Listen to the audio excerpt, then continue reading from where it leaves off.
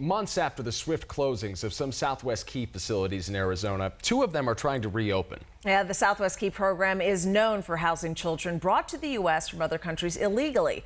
The program has been under investigation a few times after reports of possible abuse. Team 12's Colleen Sikora is in Youngtown right now. And Colleen, these facilities are looking to start fresh now. Yeah, we know Southwest Key filed applications to reopen this location and another one in Phoenix in June and July, but the Arizona Department of Health and Human Services says those applications have not been, the reviews of those applications have not yet been completed. This facility here in Youngtown shut down last year after videos showed staff dragging children and shoving a boy against a door. Prosecutors did not pursue charges in the case, saying they could not prove a crime occurred, but there have also been allegations of sexual abuse at Southwest Key facilities in the state, including one man arrested for sexually abusing a 14-year-old girl and another person convicted for abusing 7 teenage boys.